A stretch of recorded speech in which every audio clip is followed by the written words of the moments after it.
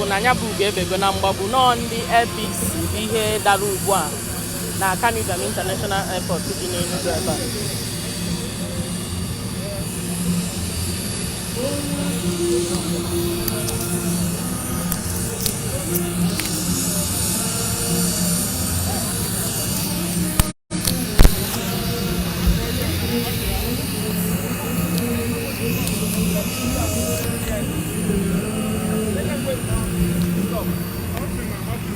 Gị bụ onye na-ajụ anyị emepego nya bụ ọdụ ụgbọelu ifugoni ya kịta na nya bụ ọdụ ụgbọelu amalitego rụba ọrụ kịta.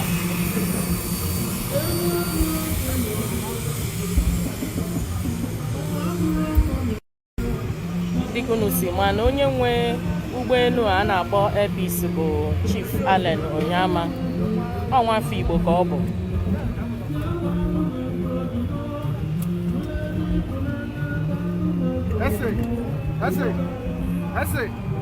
Ese. Ima.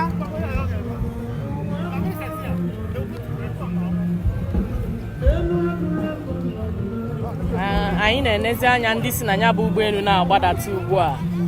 Ana m afụ minista na-afụ maka Labour bụ Chief Chris Ngige. Ọ na-apụta ugbu a. Ya na former Deputy Senate President bụ Ekweremadu so bịa ugbu a na-apụta. Ka anyị gaka na ndị bụ ndị na-apụta gasị na ya bụ ụgbọelu ugbu a.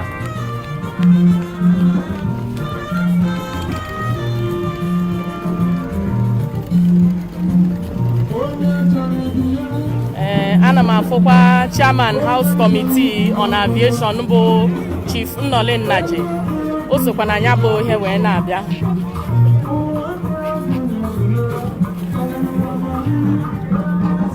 Unu na-afụ Chief Chris Ngige, Minister for Labour. Anyị na-afụkwa Chief Ogbonneọnụ, na-afụkwa Deputy Senate President mgbe gara aga bụ Ekweremadu na ndị ọzọ niile ya na ha so wee gbadata na ya bụ ụgbọelu ugbu a. Ha na-agazi ije nọdụ ala. Nekwa Senator Chukwuka Utazi, onye na-anọchite anya Enugu North na Senate. Nekwa minista nke na-afụ maka ihe gbasara mba ọzọ bụ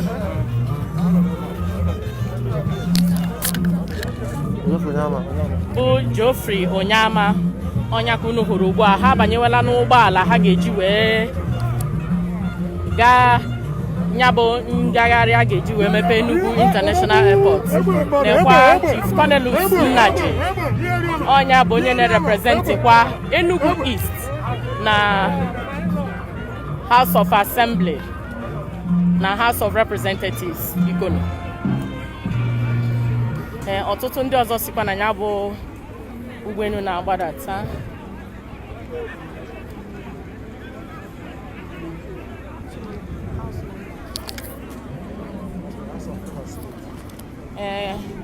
Dịka anyị si wee ghọta na ndị ụgbọelu a butara bụ ndị si Senate nakwa ndị nọ na House of Representatives.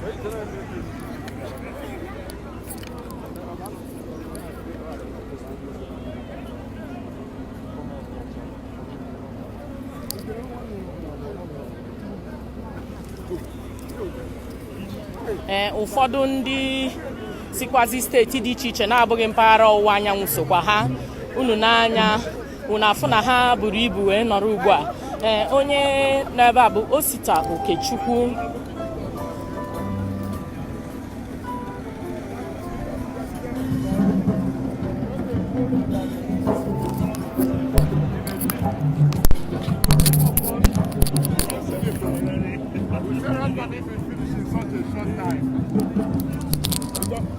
Because for us, the good thing that happens about transportation of all variations is that it enhances economic development.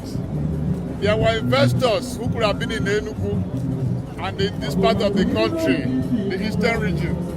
And there are our people who are into industrialization, who are making importation. For the past 1 year or thereabouts, those activities closed. But with the opening now, a lot of economic activities will come to bear because it's in the nature of railways, it's in the nature of airports, nature of modern transportation. So the time frame of conclusion is what we thank Mr. President and the Honorable Minister of Aviation for. We are also pleading that more should be done so that it won't be only the Ethiopian airline that will find its way here. I learned that if further improvement is done, the British Airways, Lufthansa, KLM, Delta, all of them will start coming this place because this is the industrial zone of the country outside Lagos and Kano.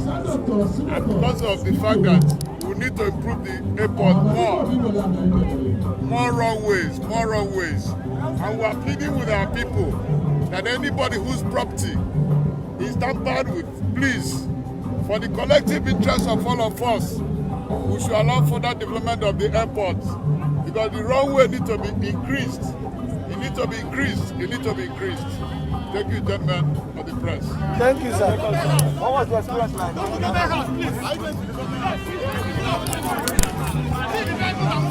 Unu anụgo unu onye a bụ Osita Okechukwu. Unu na-anyụ n'afọ na ụgbọala niile a kwụrụgo n'ahịrị. A na-aga nke a na-akpọ Lion Building, ya bụ Enugu State Government House, ka ha ruo ebe ahụ. Tupu ha nachite azụ, anyị wee malitekwazịa mmepe a na-emepe tata. Gị bụ onye na-ajụ anyị ifo ka anyị kwụ na tamak ugbu a na-egosi gị ka ya bụ ihe si na-aga.